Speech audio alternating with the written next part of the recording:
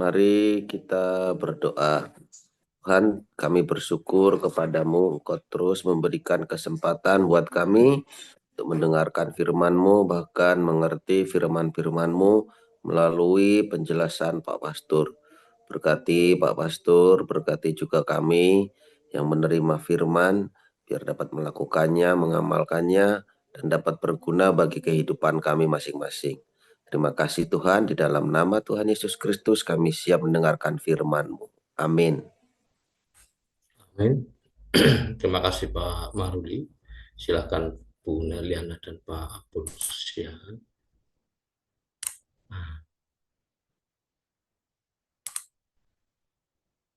Silakan diambil. Oke. Baik, terima kasih Pak Tomo. Pembacaan firman Tuhan 1 Raja-Raja 9 ayat 1 sampai 28. Demikian firman Tuhan. Ketika Salomo selesai mendirikan rumah Tuhan dan istana raja dan membuat segala yang diinginkannya, maka Tuhan menampakkan diri kepada Salomo untuk kedua kalinya, seperti ia sudah menampakkan diri kepadanya di Gibeon. Firman Tuhan kepadanya, telah kudengar doa dan permohonanmu yang kau sampaikan ke hadapanku. Aku telah menguduskan rumah yang kau dirikan ini untuk membuat namaku tinggal di situ sampai selama-lamanya. Maka mataku dan hatiku akan ada di situ sepanjang masa. Mengenai engkau, jika engkau hidup di hadapanku sama seperti Daud, ayahmu, dengan tulus hati dan dengan benar dan berbuat sesuai dengan segala yang kuperintahkan kepadamu, dan jika engkau tetap mengikuti segala ketetapan dan peraturanku, maka aku akan meneguhkan tahta kerajaanmu atas Israel untuk selama-lamanya, seperti yang telah kujanjikan kepada Daud, ayahmu, dengan berkata, keturunanmu tak akan terputus dari tahta kerajaan Israel. Tetapi jika kamu ini dan anak-anakmu berbalik daripadaku dan tidak berpegang pada segala perintah dan ketetapanku yang telah kuberikan kepadamu, dan pergi beribadah kepada Allah lain dan sujud menyembah kepadanya, maka aku akan melenyapkan orang Israel dari atas tanah yang telah kuberikan kepada mereka, dan rumah yang telah kukuduskan bagi namaku, itu akan kubuang dari hadapanku. Maka Israel akan menjadi kiasan dan sindiran di antara segala bangsa. Dan rumah ini akan menjadi reruntuhan, sehingga setiap orang yang lewat akan tertegun, bersuit, dan berkata, apakah sebabnya Tuhan berbuat yang demikian kepada negeri ini dan kepada rumah ini? Maka orang akan berkata, sebab mereka meninggalkan Tuhan, Allah mereka, yang membawa nenek moyang mereka keluar dari tanah Mesir, dan sebab mereka berpegang pada Allah lain dan sujud menyembah kepadanya dan beribadah kepadanya. Itulah sebabnya Tuhan mendatangkan segala malapetaka ini ke atas mereka.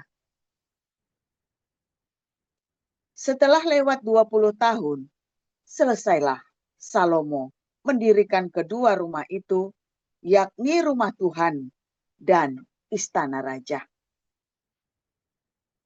Oleh karena Hiram, Raja Tirus, telah membantu Salomo dengan kayu aras, kayu sanobar, dan emas, sebanyak yang dikehendakinya, maka pada waktu itu Raja Salomo memberikan kepada Hiram 20 kota di negeri Galilea.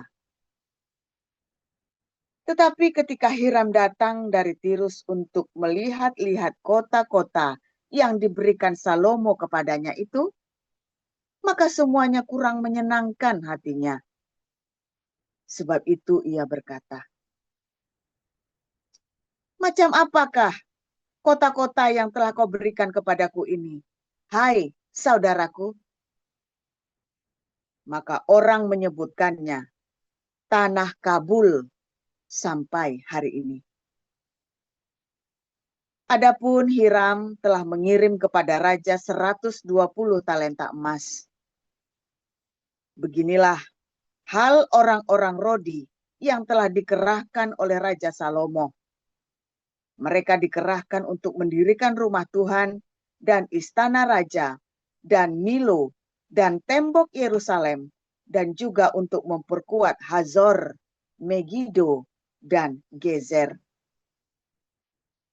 Sebab Fir'aun, Raja Mesir, telah maju berperang dan merebut Gezer, lalu membakarnya dan membunuh orang-orang Kanaan yang diam di kota itu. Kemudian diberikannya kota itu sebagai hadiah kawin kepada anaknya, istri Salomo. Maka Salomo memperkuat Gezer. Lagi pula ada orang Rodi yang dikerahkan di Bet Horon Hilir, di Baalat, di Tamar, di padang gurun, yang ada di negeri Yehuda, dan di segala kota perbekalan kepunyaan Salomo, di kota-kota tempat kereta, di kota-kota tempat orang berkuda, dan di mana saja Salomo menginginkan mendirikan sesuatu di Yerusalem, atau di gunung Libanon, atau di segenap negeri kekuasaannya.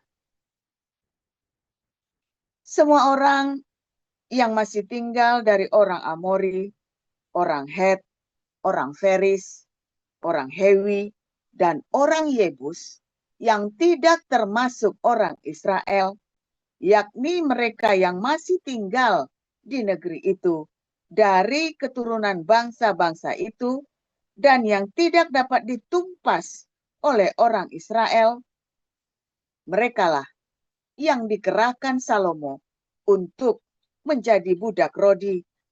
Demikianlah mereka sampai hari ini. Tetapi orang Israel tidak ada yang dijadikan budak oleh Salomo, melainkan mereka menjadi prajurit, pegawai, pembesar, perwira, atau panglima, atau pasukan kereta, dan pasukan berkuda. Inilah pemimpin-pemimpin umum yang mengepalai pekerjaan Salomo. 550 orang memerintah rakyat yang melakukan pekerjaan itu. Segera sesudah anak Firaun pindah dari kota Daud ke rumah yang telah didirikan Salomo baginya, Salomo pun mendirikan Milo. 3 kali setahun Salomo mempersembahkan korban-korban bakaran dan korban-korban keselamatan di atas mezbah yang didirikannya bagi Tuhan, dan ia membakar korban api-apiannya di hadapan Tuhan. Demikianlah ia menyelesaikan rumah itu. Raja Salomo membuat juga kapal-kapal di Ezion Geber yang ada di dekat Elot, di tepi Laut Teberau, di tanah Edom. Dengan kapal-kapal itu, Hiram mengirim anak buahnya, yaitu anak-anak kapal yang tahu tentang laut, menyertai anak buah Salomo. Mereka sampai ke Ofir, dan dari sana mereka mengambil 420 talenta emas yang mereka bawa kepada Raja Salomo. Demikian. Baik, saya lanjutkan. Sementara itu berkobar-kobar hati Saulus untuk mengancam dan membunuh murid-murid Tuhan. Ia menghadap imam besar dan meminta surat kuasa daripadanya untuk dibawa kepada majelis-majelis Yahudi di Damsyik, supaya jika ia menemukan laki-laki atau perempuan yang mengikuti jalan Tuhan, ia menangkap mereka dan membawa mereka ke Yerusalem. Dalam perjalanannya ke Damsyik, ketika ia sudah dekat kota itu, tiba-tiba cahaya memancar dari langit mengelilingi dia. Ia reba ke tanah, dan kedengaranlah olehnya suatu suara yang berkata kepadanya, "Saulus, Saulus, mengapa engkau menganiaya aku?" Jawab Saulus, "Siapakah engkau, Tuhan?" Katanya, "Akulah Yesus yang kau aniaya itu. Tetapi bangunlah dan pergilah ke dalam kota. Di sana akan dikatakan kepadamu apa yang harus kau perbuat." Maka termangu-mangulah teman-temannya seperjalanan, karena mereka memang mendengar suara itu, tetapi tidak melihat seorang pun juga. Saulus bangun dan berdiri, lalu membuka matanya, tetapi ia tidak dapat melihat apa-apa. Mereka harus menuntun dia masuk ke Damsyik. 3 hari lamanya ia tidak dapat melihat, dan 3 hari lamanya ia tidak makan dan minum. Di Damsyik ada seorang murid Tuhan bernama Ananias. Firman Tuhan kepadanya dalam suatu penglihatan, "Ananias." Jawabnya, "Ini aku, Tuhan." Firman Tuhan, "Mari, pergilah ke jalan yang bernama Jalan Lurus, dan carilah di rumah Yudas, seorang dari Tarsus yang bernama Saulus. Ia sekarang berdoa." Dan dalam suatu penglihatan ia melihat bahwa seorang yang bernama Ananias masuk ke dalam dan menumpangkan tangannya ke atasnya, supaya ia dapat melihat lagi. Jawab Ananias, "Tuhan, dari banyak orang yang telah kudengar tentang orang itu, betapa banyaknya kejahatan yang dilakukannya terhadap orang-orang kudus-Mu di Yerusalem. Dan ia datang kemari dengan kuasa penuh dari imam-imam kepala untuk menangkap semua orang yang memanggil nama-Mu. Tetapi firman Tuhan kepadanya, pergilah, sebab orang ini adalah alat pilihan bagiku untuk memberitakan namaku kepada bangsa-bangsa lain, serta raja-raja dan orang-orang Israel. Aku sendiri akan menunjukkan kepadanya betapa banyak penderitaan yang harus ia tanggung oleh karena namaku." Lalu pergilah Ananias ke situ dan masuk ke rumah itu. Ia menumpangkan tangannya ke atas Saulus, katanya, "Saulus, saudaraku, Tuhan Yesus yang telah menampakkan diri kepadamu di jalan yang engkau lalui, telah menyuruh aku kepadamu, supaya engkau dapat melihat lagi dan penuh dengan Roh Kudus." Dan seketika itu juga seolah-olah selaput gugur dari matanya, sehingga ia dapat melihat lagi. Ia bangun lalu dibaptis. Dan setelah ia makan, pulihlah kekuatannya. Saulus tinggal beberapa hari bersama-sama dengan murid-murid di Damsyik. Ketika itu juga ia memberitakan Yesus di rumah-rumah ibadat dan mengatakan bahwa Yesus adalah Anak Allah. Semua orang yang mendengar hal itu heran dan berkata, "Bukankah dia ini yang di Yerusalem mau membinasakan barang siapa yang memanggil nama Yesus ini? Dan bukankah ia datang ke sini dengan maksud untuk menangkap dan membawa mereka ke hadapan imam-imam kepala?" Akan tetapi Saulus semakin besar pengaruhnya, dan ia membingungkan orang-orang Yahudi yang tinggal di Damsyik, karena ia membuktikan bahwa Yesus adalah Mesias. Beberapa hari kemudian orang Yahudi merundingkan suatu rencana untuk membunuh Saulus. Tetapi maksud jahat itu diketahui oleh Saulus. Siang malam orang-orang Yahudi mengawal semua pintu gerbang kota supaya dapat membunuh dia. Sungguh pun demikian, pada suatu malam murid-muridnya mengambilnya dan menurunkannya dari atas tembok kota dalam sebuah keranjang. Setibanya di Yerusalem, Saulus mencoba menggabungkan diri kepada murid-murid, tetapi semuanya takut kepadanya karena mereka tidak dapat percaya bahwa ia juga seorang murid. Tetapi Barnabas menerima dia dan membawanya kepada rasul-rasul dan menceritakan kepada mereka bagaimana Saulus melihat Tuhan di tengah jalan dan bahwa Tuhan berbicara dengan dia, dan bagaimana keberaniannya mengajar di Damsyik dalam nama Yesus.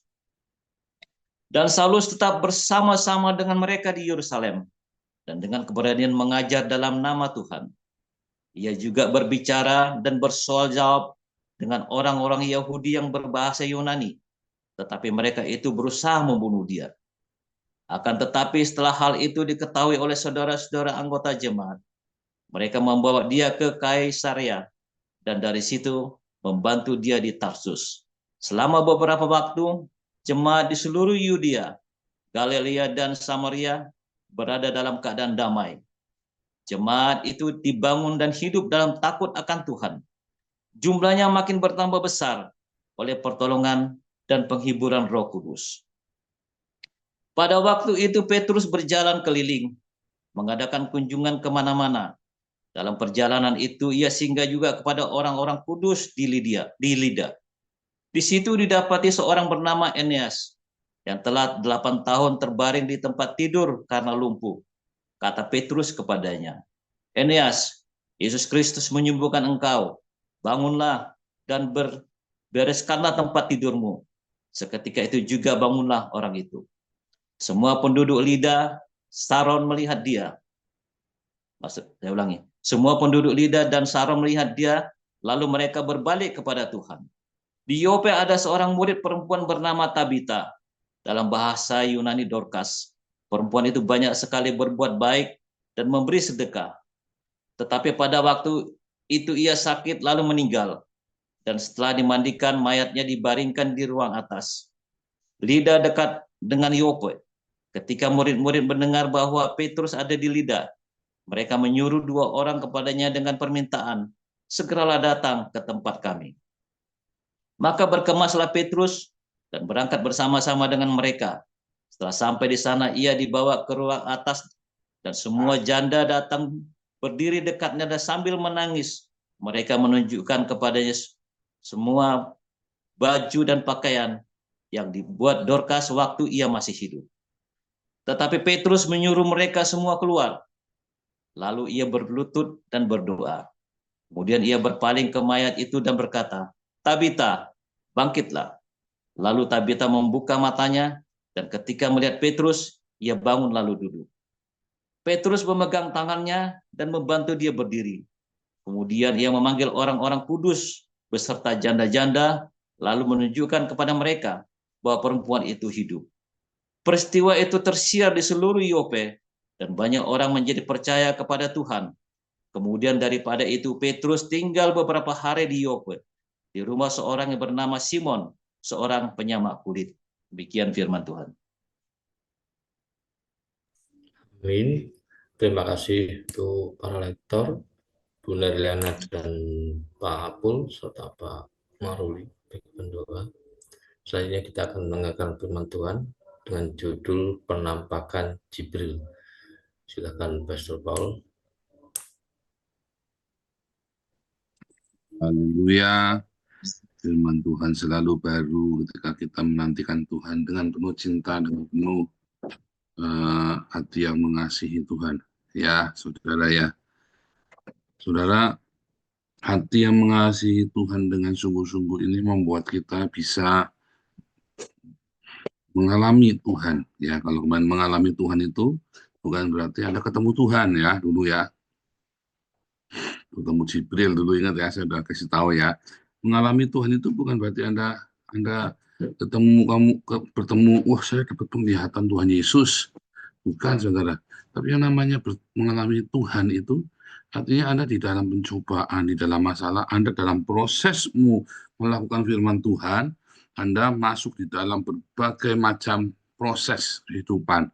Ketika disuruh mengampuni, aduh Tuhan susah Tuhan mengampuni. Tapi Anda paksa mengampuni, aduh rasa sakitnya pertama sakit. Sebetulnya hanya ilusi ya. Rasa sakit ketika kita mengampuni itu hanya ilusi, saudara ya. Yang sakit itu sebenarnya egonya. Ya, harga diri kita. Harga diri kita itu menghalangi, harga diri kita itu yang menghancurkan hidup kita. Nah, disitulah dihancurkan. Itu namanya pengalaman bersama Tuhan. Ketika Anda dipaksa, dalam tanda kutip ya, dipaksa ya untuk bisa mengalah, untuk sabar. Ya, bukan karena pecundang, Anda bisa, kalau gini aja, gua pites kepalanya selesai. Tapi ternyata Anda belajar sabar. Kita sabar menghadapi orang-orang yang sulit, orang-orang yang aneh, orang-orang yang menjengkelkan. Itu sih pengalaman dengan Tuhan, saudara. Ya, pengalaman dengan sang cinta ketika Anda mempraktikkan cinta, lalu di situ Anda mengalami pergumulan berat, itulah pengalaman sama Tuhan. Anda makin lama makin makin mengenal. Ya, itu yang namanya bertemu muka dengan muka, saudara. Ya, tetapi kalau Anda bilang bertemu Jibril, waktu saudara, saya ingat ya, Nabi Muhammad itu sebelum ketemu Jibril dia tidak poligami, loh, saudara, dia monogami. Muhammad itu sebelum ketemu Jibril nggak pernah bunuh orang, loh, saudara. Muhammad itu sebelum ketemu Jibril dia tidak pernah membenci orang, ya karena dia dibilang ya Muhammad sebelum ketemu Jibril itu jujur, tapi setelah ketemu Jibril dia banyak bohong, ya kan. Setelah ketemu Jibril dia merampok, membunuh, ya. Setelah ketemu Jibril dia jadi penuh dengan kemarahan. Nah, itu yang saya maksud, saudara, ya. Anda banyak orang setelah punya berdoktrin, setelah dia masuk dalam perdebatan Tritunggal Oneness penuh dengan kebencian, kemarahan, saudara, ya. Dia paling benar, orang lain salah semua. Itu yang namanya ketemu apa namanya? Itu yang namanya melihat Jibril. Ya, itu yang namanya melihat Jibril. Itu yang namanya kalau Anda masuk di dalam satu encounter keagamaan, ya, Anda langsung merasa lebih baik dari yang lainnya, lebih suci, orang lain salah, kamu yang paling benar, ya. Begitu masuk di dalam pertemuan dengan Jibril, ya, tiba-tiba konsep dalam kepalamu itu penuh dengan ritual, penuh dengan seharusnya begini, seharusnya begitu, ya. Kadang-kadang saya masih suka salah ngomong, ya. Kamu harus begini, begini, begini, begini. Orang Belanda yang protes di Belanda itu nggak ada kamu harus.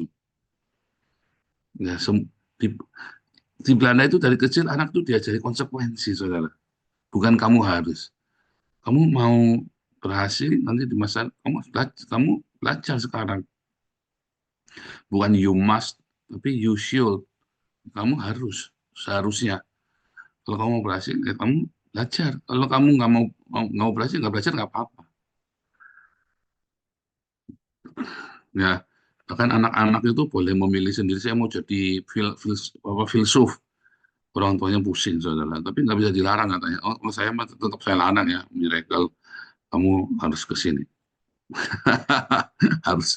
Karena itu, saudara, ya. Kadang-kadang anak-anak harus kita haruskan. Karena dia belum bisa membedakan yang kanan, yang kiri. Nah, ya, saudara, ya. Nah, saudara, kewajiban-kewajiban, keharusan-keharusan agama itu, ya, adalah sebuah pertanda bahwa pemeluknya atau orang yang mengikuti itu adalah orang yang belum bisa membedakan kanan dengan kiri. Kalau ritual agamamu selalu dosa tidak dosa, boleh tidak boleh, ya, kalau dalam otak pikiranmu itulah pertemuan dengan Jibril. Kamu masih sebatas ketemu Jibril, saudara. Karena Jibril itu, ya, di dalam Al-Quran itu menghasilkan peraturan-peraturan yang banyak, saudara. Nah, kamu hidupmu penuh dengan peraturan-peraturan itu, enggak kepalamu, saudara.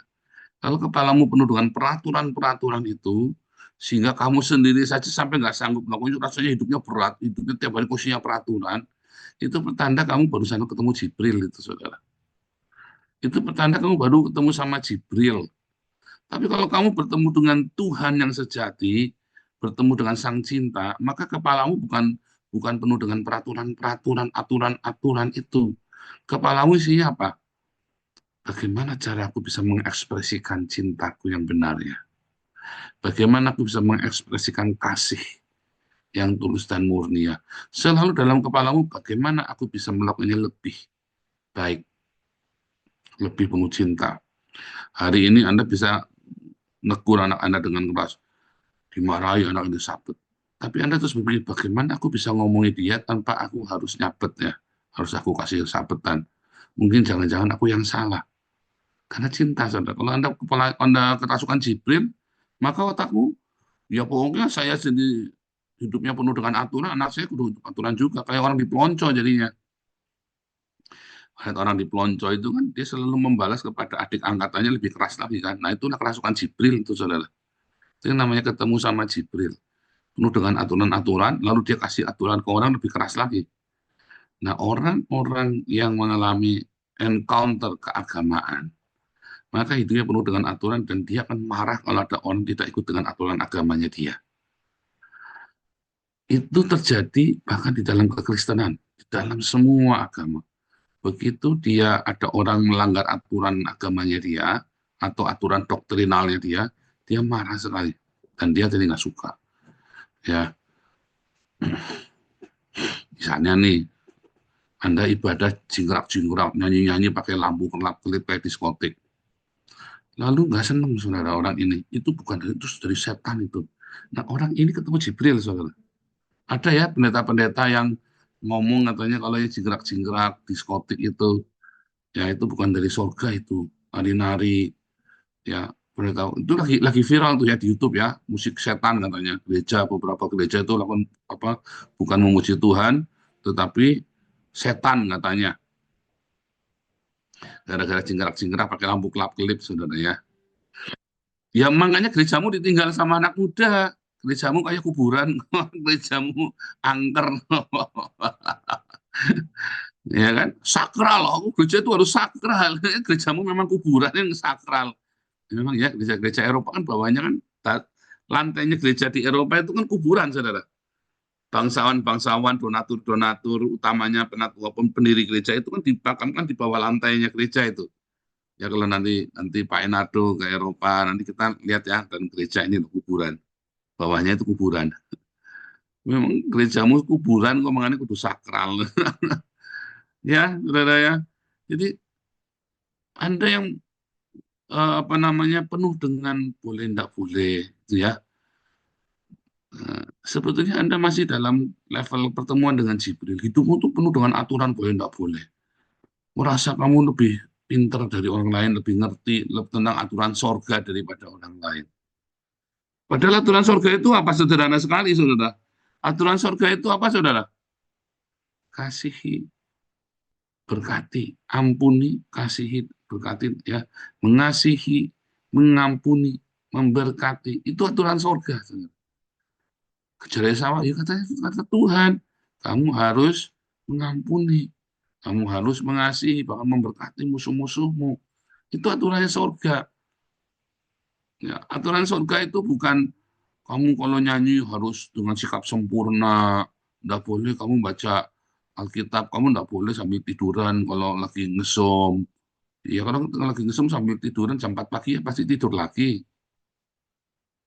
Bukan boleh nggak boleh. Kalau kamu lagi jam 4 pagi ngesom, buka ya rakaat satu rakaat buka som, ya kan? Apa 2 rakaat tidur 12. Ya kan? Kalau mau tambah 3 rakaat, ya berarti Anda nyalain beker dulu, nyalain alarm, rakaat kedua Anda nyalain Zoom, buka, rakaat ketiga Anda tidur. Nah, nanti kapan-kapan kita mau bikin aturan semua Zoom harus dibuka, ya, saudara. Lagi firman Tuhan kudu dibuka. Nah, itu aturan lagi gitu kan. Nah, ada aturan-aturan. Nah, apa bedanya aturan-aturan agama dengan aturan-aturan SOP, standar operasional? Banyak aturan kayak, nah, saudara, aturan di dalam standar operasional prosedur adalah bukan supaya kamu ketemu Tuhan, supaya kamu suci saleh, bukan. Adalah kesepakatan supaya kita jangan chaos, supaya kita jangan satu sama lain jadi saling mencurigai, gara-gara korupsi, gara-gara ya saat yang satu misalnya ini mentang-mentang saudaranya Bu Nerliana semuanya dikasih beasiswa, dimajukan, kasih sembako semua. Pokoknya semua yang saudaranya Bu Nerliana baru masuk udah kasih sembako semua misalnya.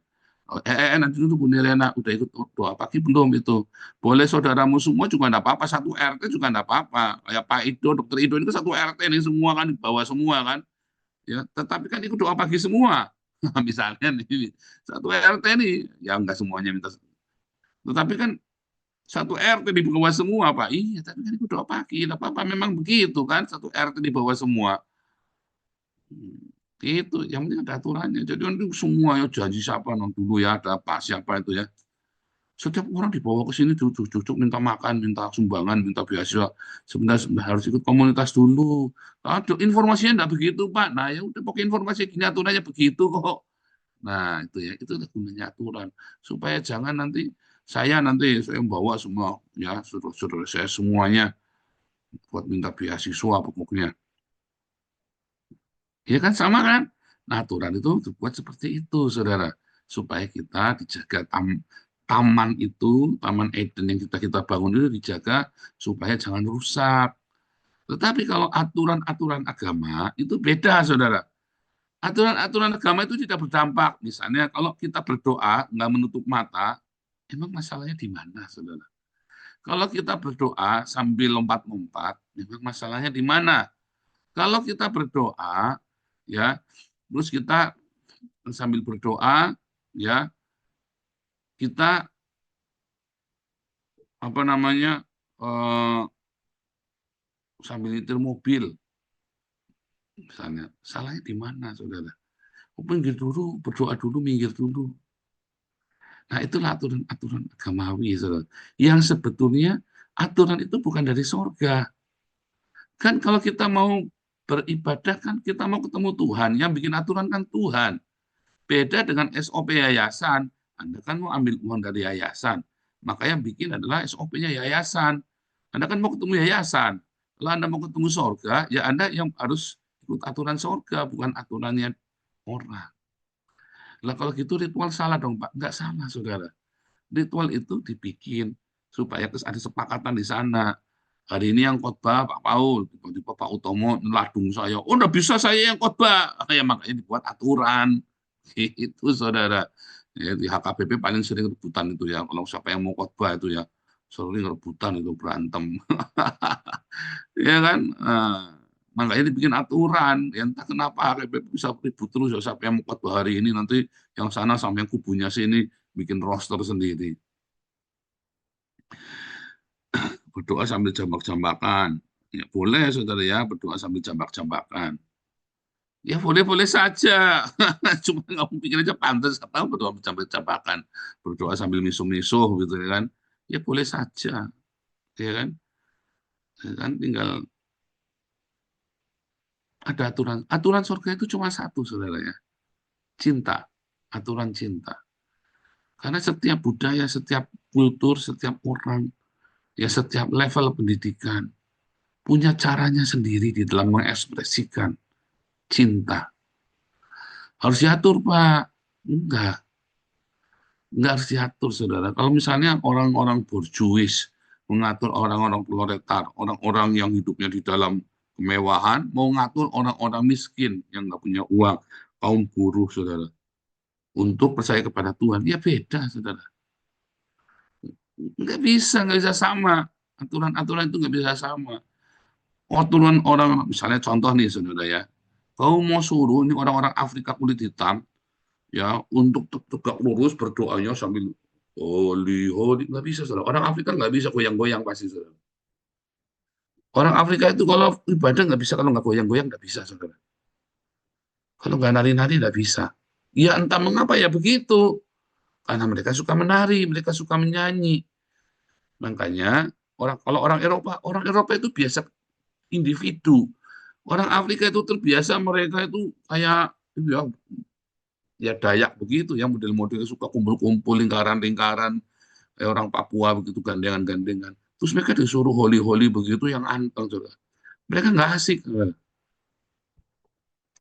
Makanya kalau orang Buddha kan individu, terbiasa dengan individu. Lalu dia suruh sendiri, ya bisa, saudara, suruh anteng begitu. Mereka terbiasa kulturnya penyembahan yang pada Apollo, kepada dewa-dewa itu, yang sepi, di dalam kesepi, ya bertapa dalam hutan, keheningan. Bisa, saudara, suruh sendiri. Orang Jawa disuruh holy-holy gitu bisa, saudara.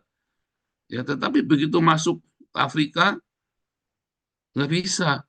Nah, sama ya, gerakan karismatik itu kan budaya kulit hitam. Gerakan karismatik itu kan budaya kulit hitam. Lalu Anda bawa ya kepada orang-orang bule di Belanda. Responnya nggak positif, saudara. Kenapa? Itu bukan kulturnya Belanda, itu bukan kulturnya Jerman. Orang Jerman ini sangat individual, itu caranya ya, bukan berarti nggak peduli sesama, peduli, tapi individual. Mereka hidup dalam privacy, mereka punya privacy. Gerakan karismatik itu banyak sekali melanggar batas-batas privasi. Ayo begitu ketemu, ayo kita bersalam-salaman satu sama lain, berpeluk-pelukan, ayo kita. Itu buat orang sini itu nggak enak, saudara. Contoh seperti itu ya. Ayo kita mulai, terus ya mulai nari-nari, mulai wih pilih-pilih apa dalam tanda kutip mempermalukan dirinya sendiri ya, dalam tanda kutip ya. Wah, itu orang Belanda, orang Jerman nggak bisa tuh. Nah, itu yang saya maksud. Kan kamu tidak bisa memaksakan kulturnya orang untuk beribadah kepada orang lain. Jadi apa saudara ya, kita seringkali melihat orang-orang yang hidupnya di dalam kekerasan ya, kekerasan agama. Biasanya karena hidupnya cuma benar salah otak di kepalanya, saudara. Ya, mata yang dia lihat itu cuma hitam putih saja, saudara, cuma hitam dan putih. Dunia ini kan ada colornya kan. Anda lihat wajah saya, kecuali laptop Anda rusak atau hitam putih tok, saudara ya. Tapi dunia ini kan color, ada penuh warna. Tidak, bukan kompromi, beda ya. Bukan kompromi, tapi warna, ada warnanya, saudara. Kadang-kadang yang kamu anggap salah itu enggak salah. Bagimu salah, ya. Tapi bagi orang lain enggak salah. Bah, kalau gitu berzina itu salah. Bukan salah benar, saudara. Apa definisimu berzina saja sudah berbeda. Definisimu berzina saja sudah kumpul kebo, Pak. Di Belanda, kumpul kebo di Belanda sama kumpul kebo di Indonesia itu beda. Kamu kumpul kebo di Belanda, kamu pakai surat, saudara. Siapa yang bayar pajak? Siapa yang bayar sewa rumah? Siapa yang bayar air? Siapa yang tanggung jawab ini ngurusin listriknya? Siapa yang tanggung jawab ngurusin sampah? Di rumah itu siapa yang tanggung jawab? Siapa yang dikenakan pajak di rumah itu, pajak gabungan atau pisah? Menurut itu ada perjanjiannya kayak orang menikah. Orang kumpul semen level itu ada perjanjiannya, terus dia punya anak. Nanti anaknya masuk waris apa enggak, urusannya bagaimana. Kalau di Indonesia kumpul kebo, sebenarnya namanya kumpul kebo itu namanya satu gebau itu ya, satu bangunan itu ya. Kumpul kebo di bangunan yang sama, kumpul di bangunan di gebau yang sama. Bukan kebo kumpul nggak ada apa-apa, saudara ya. Ngawur-ngawuran kalau di Indonesia itu ya. Bahkan orang menikah aja nggak jelas kok. Ya kan sering kali orang menikah cerai tinggal cerai, di sini cerai urusannya panjang. Nah itu aturannya kan beda lagi kan. Sehingga yang kamu maksud dengan kumpul kebo dengan di Indonesia kumpul kebo itu beda, saudara. Jadi apa yang menjadi kultur semua? Makanya jangan menghakimi, ya, jangan mudah menghakimi. Tetapi kita punya aturan di komunitas. Nah itu dalam aturan komunitas kita tidak bisa samakan dengan aturannya Tuhan. Pokoknya komunitas ini punya aturan. Kita begini, ya aturannya begini. Aturannya begini tanpa kita menghakimi orang itu berdosa, saudara. Jangan menghakimi. Pokoknya aturannya begini, sudah titik. Jadi itu bukan berarti dia berdosa atau ya pokoknya itu melanggar aturan komunitas. Kalau misalnya ada orang Batak masuk ya dalam budaya Jawa ngomongnya keras sekali, banter nemen, vulgar nemen. Bukan orang itu tidak baik, saudara. Itu kulturnya orang Batak begitu. Bukan berarti dia tidak baik. Kulturnya dia kalau ngomong keras, kulturnya dia kalau ngomong vulgar. Sama ya kalau ada orang Jawa masuk ya dalam komunitasnya kita nih orang-orang Eropa, kita pusing, saudara. Muter-muter, ngomongnya muter-muter, jelimet-jelimet, saudara ya. Bukan berarti dia nggak baik. Ya kan? Bukan berarti dia nggak baik. Tetapi itu kulturnya. Tapi ini masuk Eropa, kulturnya harus dirubah. Kayak saya, kulturnya harus saya rubah. Karena saya masuk Eropa. Nah, bukan berarti orangnya tidak baik. Makanya Paulus baik sekali ya. Ya, terimalah orang yang lemah imannya tanpa mempercakapkan perbuatannya. Tanpa kita harus menghakimi. Ada yang salah, pokoknya nanti di dalam, ya kita ini kan komunitas, kita mulai sering kopdar ya. Sudah harus belajar menerima kekurangan orang lain tanpa harus menghakimi dia. Oh, tapi kita punya aturan komunitas. Aturan, jangan bilang itu aturannya Tuhan ya, aturannya komunitas yang kita jaga bersama. Ya, sehingga kita bisa terbuka satu sama lain, nggak pakai intrik. Kalau ada apa-apa sesuai dengan aturan. Kalau ada mau apa sesuai dengan aturan saja. Begitu, saudara ya. Terakhir, jadi saudara, pertemuan dengan Jibril akan membuat kamu menghakimi orang lain. Tetapi pertemuan dengan Tuhan Yesus yang sejati membuat kamu penuh dengan cinta, dan bagaimana kamu bisa memberikan lebih untuk orang lain. Nah, aturan-aturan yang ada itu adalah untuk menjaga supaya cinta itu jangan di-abuse. Tetapi bukan aturan-aturan yang justru akhirnya meng-abuse sang cinta itu, saudara. Pokoknya aturan, terus kamu jadi galak, jadi kamu menghakimi. Bukan. Pokoknya ini aturan tanpa kita harus menghakimi orang lain. Begitu di dalam hatimu ada kamu merasa lebih baik, merasa ada penghakiman, ada merasa kamu lebih baik, orang lain lebih jelek, lebih pembohong, pendusta, orang lain itu pasti nipu, berarti kamu ketemunya Jibril. Tapi kalau kamu melakukan aturan, nggak apa-apa, pokoknya aturannya begini, supaya kita, kalau mau langgar ya kita rubah aturannya, jangan dilanggar. Tapi sekarang ikutin dulu. Nah, supaya sama-sama baik. Berarti kamu ketemu sama Tuhan Yesus, saudara, ketemu sama Jibril. Tuhan Yesus memberkati.